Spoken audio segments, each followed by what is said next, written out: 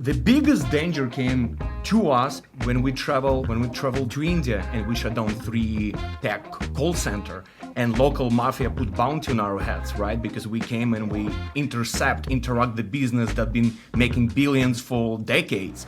Our Bay Area innovators today are Trilogy Media's Ashton and Art Kulik, the duo behind YouTube's most watched scam-busting sting operations. They turn anonymous tips into real cases, coordinate with law enforcement, and publish extended investigations that help viewers recognize scams. We'll dig into their origin, methods, impact, and how they're scaling their mission. This is Bay Area Innovators, and I'm your host, Steve Espas. Ashton and Art, welcome to our program. Thank you so much for having us. Thank you so much for having us. Well, great to have you here. Well, first, congratulations. I know you just debuted on Fox Nation yesterday, so we're a day away from your debut on Fox Nation with one of your programs, Scammed Getting Even. And you're running this program on YouTube about scammers and Trilogy Media for, was it 9 years now, right? I think we would love to hear how you got started. That's probably on most people's mind. How did you get started with doing this program? What triggered it? Well, thank you so much. Thank you for having us. And we absolutely honored that we have right now a show on national television educating Americans, educating people of the world how not to get scammed, and tell people about red flags and all this stuff. Me and Ashton, we came to Los Angeles, California 14, 15 years ago as filmmakers, content creators. And we opened production company Trilogy Media in 2016. And literally couple months later, viral video, my brother did viral video, and then the life got changed.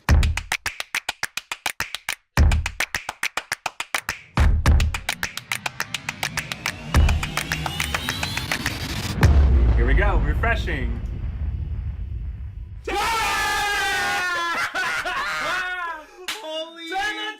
Yeah, we were always looking for a way to create content, and we both had dreams moving to this town. We come from very different parts of the world, but we met through a mutual friend, and it took us about 5 or 6 years to find what that vehicle was going to be, but it turns out that vehicle was scam baiting, and it happened kind of on accident when I was messing with an IRS scammer on the phone. It's a good thing I recorded it. We have 50 members, you son of a you motherfucker. How dare you scam people? Go get a real job. What a piece of Wow, that's awful strong words for someone working for the IRS. Target gift cards? Are you kidding me? You can't think of something more. And it went crazy viral, and that kind of paired our already pre-existing efforts of wanting to entertain people with now a newly discovered really important arena of scam baiting and awareness with scams, and it just ended up being perfect. And we were blessed with an amazing squad, we call them, of viewers that supported our mission, and 9 years later, here we are with a TV show.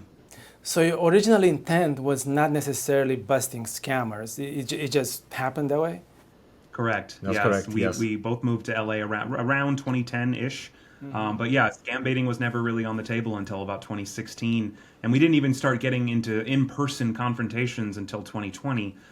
Things have to grow and adapt, and we have to find out our place in this space. But yeah, it took some time, but it ended up being the perfect vehicle for us. Now, there's so much on the internet, and most of it is entertaining. I would say not everything is useful, but I want to ask you, how do you feel about, doing a show that's, first of all, it's entertaining, has 1.7 million viewers, but at the same time, it's really useful to the people. How does it make you feel every day when you feel that? Yeah, I just wonder how fulfilled you feel.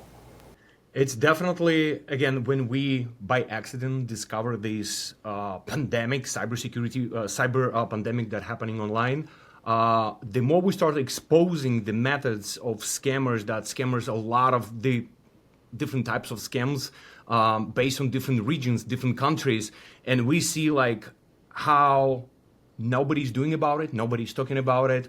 And we're like, okay, so now maybe that's going to be our role. That's going to be our mission, to taking care of our neighborhoods, taking care of our community, and bring awareness and do whatever it takes to educate people. Can you tell me to one moment where things went wrong and you almost felt like giving up? And how did you come out of that? That's a great question. I think, the anecdote that you might expect would be, we went on a a confrontation and it went horribly wrong and that made us want to quit. But honestly, the time we spend out actually face to face with a scammer is such a tiny percentage of the work that we do full time. The inclination maybe to give up, quote unquote, is in the hustle of trying to build something that's going to change the world and build this brand. The day to day, hour by hour of work and planning and video editing and getting no's in our face so many years, so many times, that's really where it gets difficult. The fun confrontations are fun. Those are a bonus, and those only happen when we work up to that point in any particular story. But, I would say definitely in those early years of Trilogy and even before Trilogy, when we just wanted to be ourselves and entertain people, it was hard. And we were told no 1,000 times until we would get one maybe. And then oftentimes it's still a no. So I think the beauty is that we have each other as business partners, have each other as friends. And if somebody has a bad day, the other one will pick you up and continue pushing and say like, hey, we're not going to give up. We have dreams, we have goals, and now we have missions. Now we have people rely on us. It's not anymore about Trilogy Media. It's not about us. There is a mission. There are so many people that are looking for hope. We're getting public submissions on daily basis. We cannot even reach the bottom of our email of how many people are getting scammed. And whatever it takes, bring in law enforcement and do whatever it takes to arrest and find those bad guys and make them accountable. How do they turn a tip into a takedown without blowing the cover? Who does what when the cameras roll, and when do they walk away? Next, their playbook, step by step. Stay tuned. Now, speaking of that, please walk us through the process you go through, because we see our show and we see what happens, but I really want to get the feel of how do you get a lead, right, and then you start planning, and then just walk us through the process. How do you get the law enforcement engaged? All of that. Just take maybe an example of a case. We would love to hear that. It's really hard to say as a general sense because every scam is so different, and the biggest issue, at least when it comes to law enforcement, is that these scams are designed to be very complicated. They're not simple, burglaries or thefts like you'd think of someone just breaking into your house and stealing something and there's like one person or one group of people. There are levels and layers of manipulation, of mules, of organized crime, call centers, sometimes technology, AI. So each thing is different. The law enforcement element of it is something we've definitely had to work up to. Everything that we do, we report all the stuff that we find. We're not law enforcement, so a lot of times when we find what we find and we hold somebody accountable, it tends to stop there. That is changing. I think law enforcement is actually, I know. They've collabed with us recently. They reach out to us for help and resources because we have the time to hyper focus on one thing, unlike them. But it really all starts with scam baiting, us putting ourselves out there to appear as a vulnerable victim. Yeah, didn't he just talk to you here? Yeah, yep. All right, what's the update? What are we doing? Are we good to go? And the most common types of things we go after are like tech support scams, romance scams, and manipulation in that sense. And, we pretend to be vulnerable. Sometimes we pretend to be elderly. All right, what else do I need to do now? What's going on over here? Oh yeah. You just got busted, dude.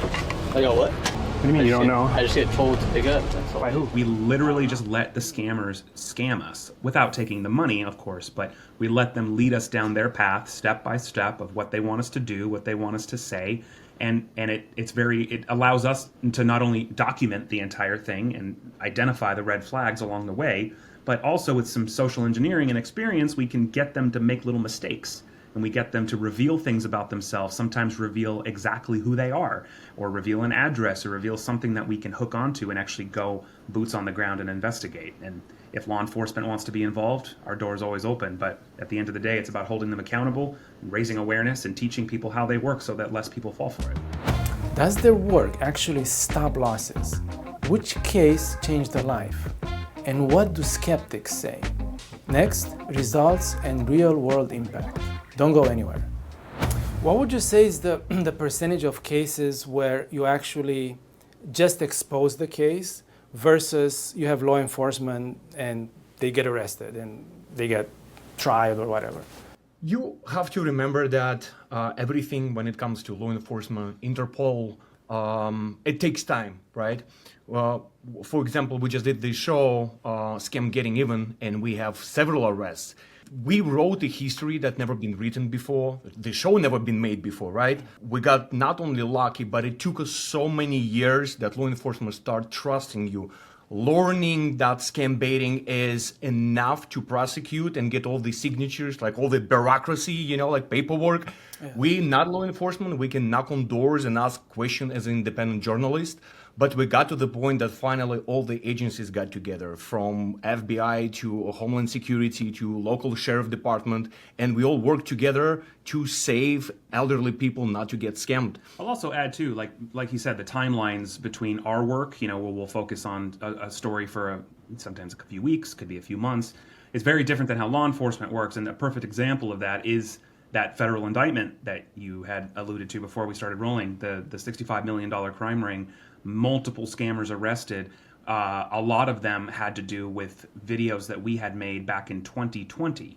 So we confronted these guys in 2020. Law enforcement reaches out. Our video's already up on YouTube, right? And then law enforcement reaches out to us maybe in 21. We went and testified in court, I think in 22. Mm-hmm. And now it's 25 and they're finally arrested. We already forgot about those videos 4 years ago. So right. That's, percentage-wise, it's hard to line up because the timelines don't make any sense.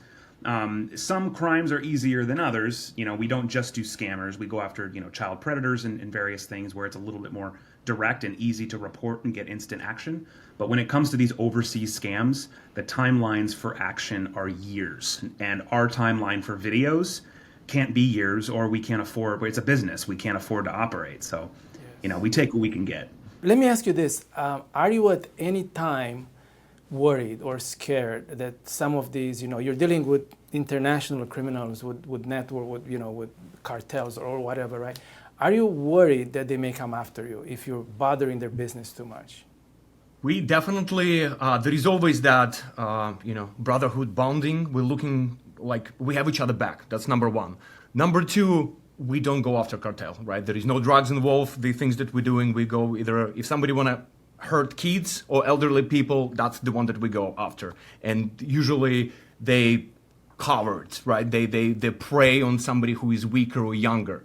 So the biggest danger came to us when we traveled to India and we shut down 3 tech call center, and local mafia put bounty on our heads, right? Because we came and we interrupt the business that been making billions for decades. We just got back from Nigeria. So international busts sometimes can be dangerous, so that's why we will bring extra security. We will try to communicate with local law enforcement and just making sure that we do everything right, especially when you're not in your country. But here domestically in America, we had a couple close moments in Chicago and Florida. The guy keeps filming, I'm gonna shoot him. Because in Florida, we carry guns. No, I understand. So you tell him right now, stop shooting, I'm gonna shoot him and both of you. But usually, knock on wood, usually it's so far so good. So far so good. And what is I don't want to say the percentage, but how often does it happen that actual people who got scammed are able to get their stuff back, either money or possessions, through your work? Does it happen? Is it common or? It's almost impossible. I don't like to say it's completely impossible, but it's the same answer with law enforcement. The timelines don't align. We've seen cases where victims can get their money back. Usually when that happens, it's because, the prosecution has had years to take place.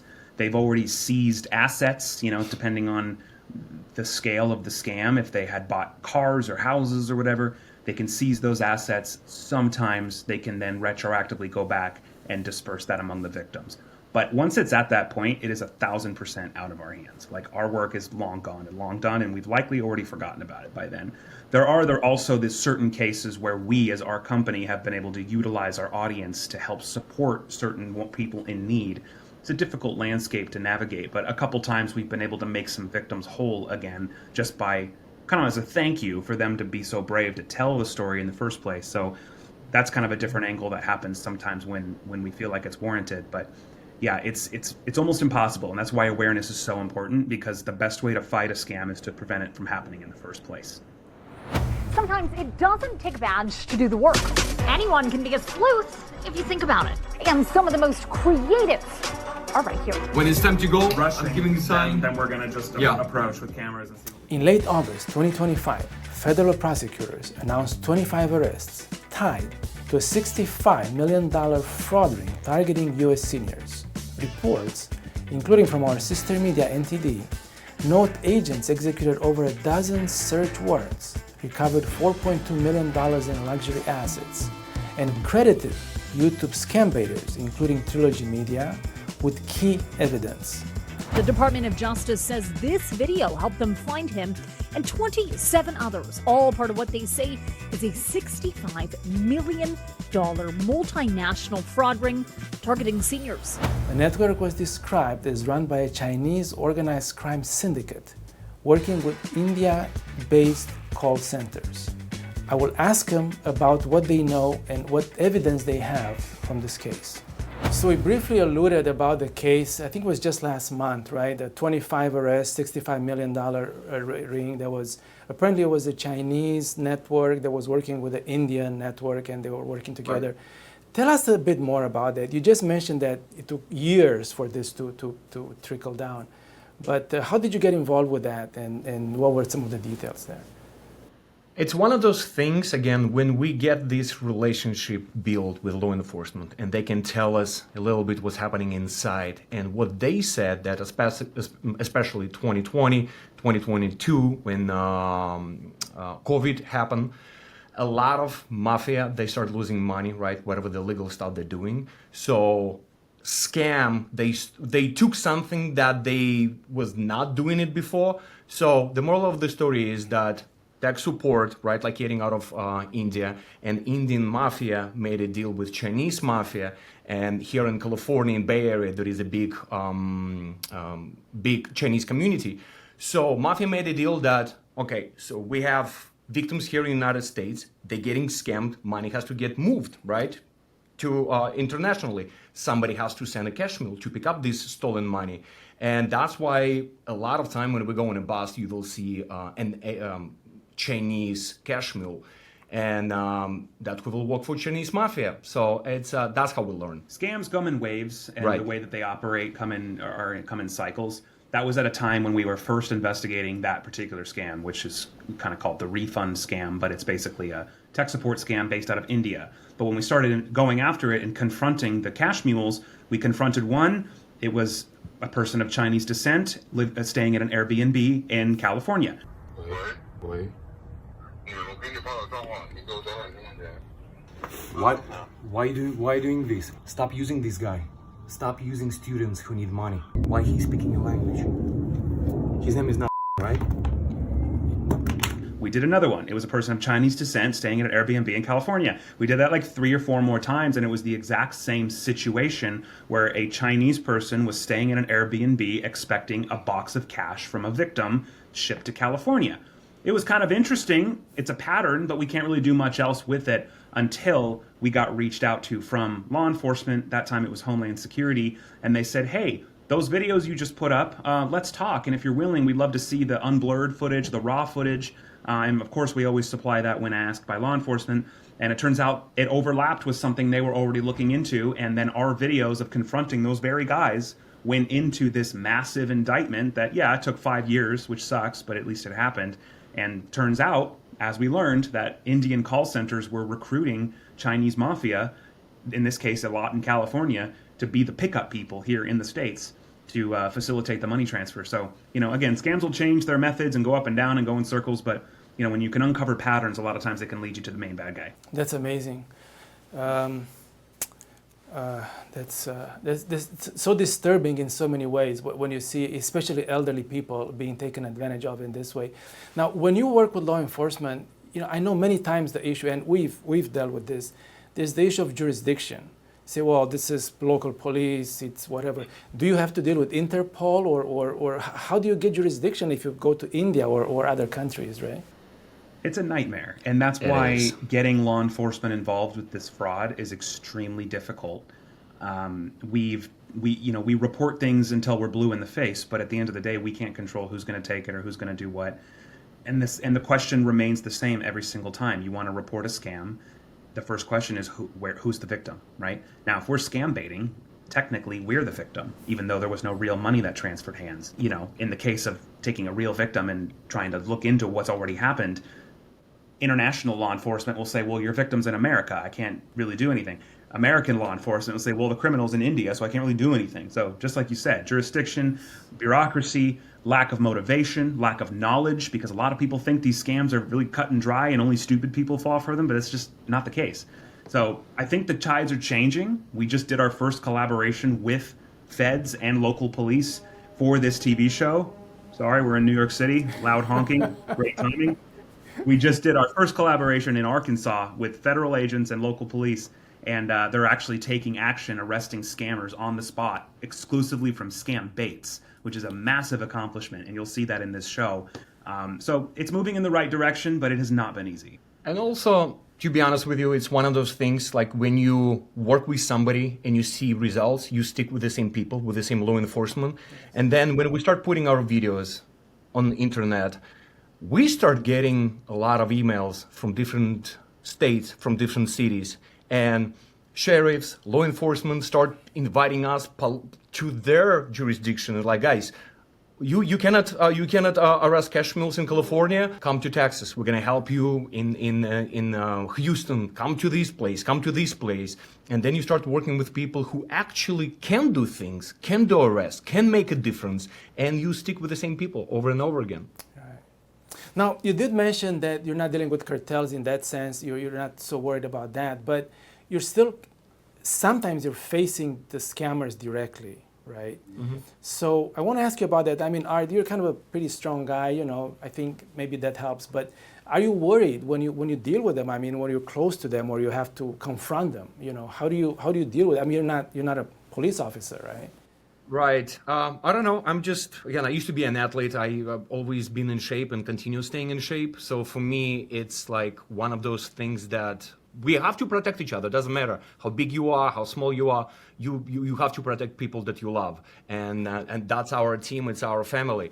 So, yeah, we just have each other back, and we always aware of what's happening, our surroundings, what's going on. Like, we never like go and do bus by yourself. It's always team. And we always, now we have law enforcement that we trust, that they trust us. We can ask questions like, can we go to this address? Should we do it or not? Is it safe? So now it's like a lot of precautions, but yeah. Next, I want to talk about AI. You know, we have actually another show where we talk a lot about tech and AI, and you know, we look not just at the benefits of AI, but many times the problems that come with it, the dangers, the pitfalls, right? So I want to ask you, what do you see? You know, there's elderly people, like you said, that are being scammed. How much of a role does AI play into that, into being able to scam them or to trick them more? Because a lot of people may not be aware of the technology that's happening right now, including someone calls you, think it's your friend, but it's a bot. Yeah, it's becoming more and more of a problem for sure. I mean, with any new innovation, there's going to be people that use it for good and people that use it for bad.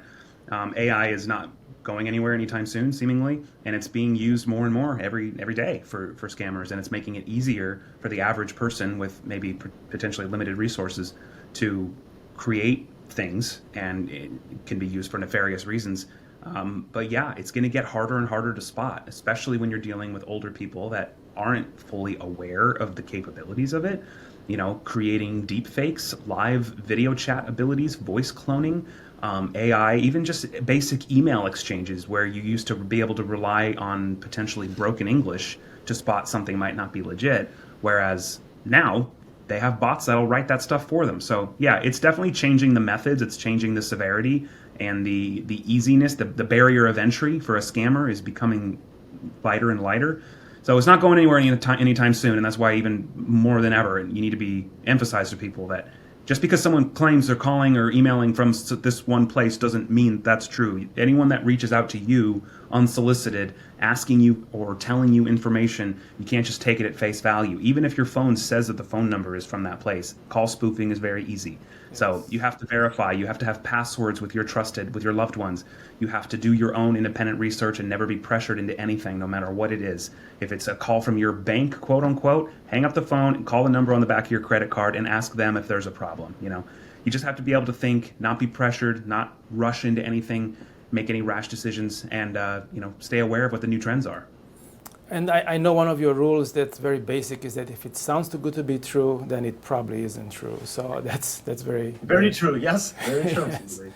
Now, I wonder what motivates you to do this every day, and again, it's such an important work you do, but what's the main factors that motivates you? Passion. We have passion for things that we do. We love passion for justice. That's why it's amazing that we're able to do it right now on a bigger network and get a bigger reach. There are demographic that watch only YouTube. There's demographic that reads books, newspapers, and cable TV. So it's just, again, passion for justice and just to try to do whatever it takes to be human. I mean, like, everybody want to change the world, but you have to start with yourself every single day. Can you please give us a sense of how do you view these scammers? What kind of people are they? Is there any hope for them to become better? Yeah, it's a deep question about humanity, and I believe people deserve second chances if they want them, but they don't always want them. I think our channel might not be the biggest one in the world, but I think we've broken a lot of ground and been a pioneer in a certain way with certain things. And one of those things being really exploring the humanity behind a scammer's actions, and one that really doesn't want to do what they're doing, and they're doing it for other reasons. And, you can form whatever opinion you want on it. We don't necessarily take a stance on it. But what we don't do is deny a scammer to tell their story and at least express why they do what they do. You don't have to believe them, but one of the earliest stories that we ever did on our channel was this very thing, which was a scammer on the phone that expressed what felt like honest, true remorse, and expressed certain life factors and cultural differences that led them there, that keep them there not by choice. And so I'm getting blackmailed. It's never ever black and white. But it is fascinating, and that's why we like to go down those roads. Now, don't get me wrong, we talk to hundreds, thousands of scammers. The vast majority of them are pretty sick, horrible, vile people. But every now and then you'll come across one that has a story that is interesting, and we like to tell those when the opportunity presents itself. It's not often. I think if you're preying on the old, or you're preying on the vulnerable, or people weaker than you, I think you're a pretty crappy human being.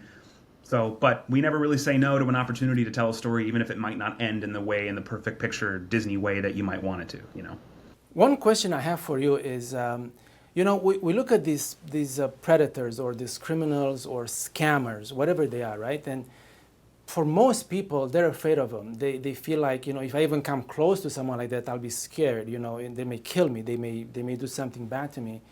From what I noticed from your videos, most of the time the scammers are running away once they're exposed. So they are the ones that are afraid. So tell us more about it, because I think the dynamic is important for people to be able to have enough confidence that they are on the right side of the equation of the history, and not the scammers are controlling the thing. Well, like Art said earlier, I mean, we're not going after drug cartels. We're not trying to take down, dictators. We're not trying to, whatever, drug lords. We're not have no business doing any of that. We're going after people that are preying on people that are weaker than them. And if you're preying on someone weaker than you, then you yourself are probably weak. And it's not always black and white like that, but also we come with a credibility. We come with a camera crew. We often come with a level of security. And we have each other's back. We plan these things as much as we possibly can before we do them. So yeah, there is a level of risk, but it's not like we're being negligent or frivolous with it.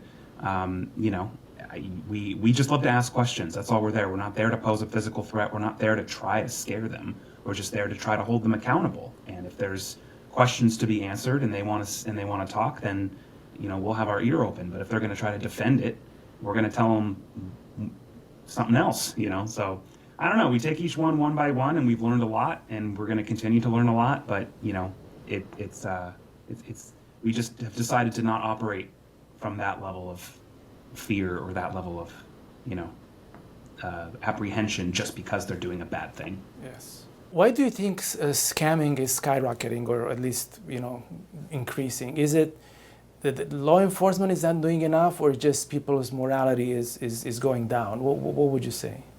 I would say technology, because we don't stay on the same level, right? We have iPhone 1 and now we have iPhone 17 with new things, with AI and deepfake and this, and technology becoming so strong, getting involved in our lives. We have Zoom meetings, we have job applications, people working right now from home and applying for job online. We shop online, everything happening online. So that's why instead of like a thug will come to you and beat the crap out of you and get your cash that you have in a pocket, it's exactly the same, but inside of your computer.